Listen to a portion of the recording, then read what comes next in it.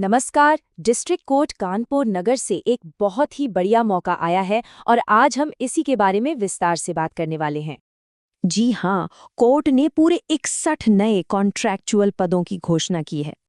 और पता है सबसे मजेदार बात क्या है? ये जो भर्ती है ना, ये सिर्फ और सिर्फ रिटायर्ड कोर्ट कर्मचारियों के लिए ही है।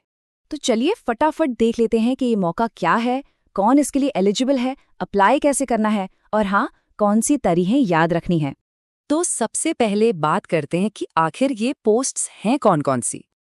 देखिए, इसका सीधा सा मकसद ये है कि जो अनुभवी लोग हैं उन्हें कॉन्ट्रैक्ट पर वापस लाया जाए ताकि उनके तजुर्बे का पूरा फायदा उठाया जा सके।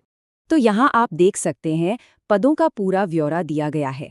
ज़्यादातर यानी 55 वैकेंसीज सीनियर असिस्टेंट के लिए हैं। इसके साथ साथ 5 पद चपरासी या ऑफिस चपरासी के लिए और 1 पद चौकीदार, वाटरमैन या स्वीपर जैसी भूमिकाओं के लिए भी है। चलिए अब ये देखते हैं कि इन नौकरियों के लिए कौन कौन अप्लाई कर सकता है। क्या आप फिट बैठते हैं? हाँ, तो इसकी जो एलिजिबिलिटी है ना, वो काफ़ी स्पेसिफिक है, तो ज़रा ध्यान से सुनिएगा। तो देखिए, सबसे पहली और सबसे ज़रूरी शर्त ये है कि आप उत्तर प्रदेश के किसी जिला अदालत से रिटायर्ड कर्मचारी होने चाहिए। और सिर्फ इतना ही नहीं, आपका रिटायरमेंट 31 मार्च 2026 के बाद हुआ हो। एक और बात, अगर आप कानपुर नगर के बाहर के हैं तो आपको अपने पिछले 5 साल का कैरेक्टर रोल भी साथ में लगाना होगा। और हाँ, उम्र की भी एक सीमा है। आपकी उम्र 65 साल से ज्यादा नहीं होनी चाहिए। ठीक है, तो अब सबसे काम की बात पर आते हैं, अप्लाई कैसे करना है। एक बात गांठ बांध लीजिए, ये पूरी प्रक्रिया ऑफलाइन है, मतलब कोई ऑनलाइन फॉर्म नहीं भरना है। अब ये जो स्टेप्स हैं, इन्हें बहुत ध्यान से फॉलो करना है। सबसे पहले ऑफिशियल नोटिफिकेशन को अच्छी तरह पढ़ लें, फिर एप्लीकेशन फॉर्म डाउनलोड करके भरें। इसके बाद जितने भी ज़रूरी डॉक्यूमेंट्स हैं, उनकी सेल्फ अटेस्टेड कॉपीज़ लगाएं और आखिर में ये पूरा पैकेज स्पीड पोस्ट या रजिस्टर्ड पोस्ट से भेज दें। याद रहे, ये डेडलाइन से पहले पहुंच जाना चाहिए, ये बहुत ज़रूरी है। और एक बहुत ही अच्छी खबर भी है, किसी भी कैटेगरी के उम्मीदवार के लिए कोई एप्लीकेशन फीस नहीं है। जी हाँ, बिल्कुल फ्री है।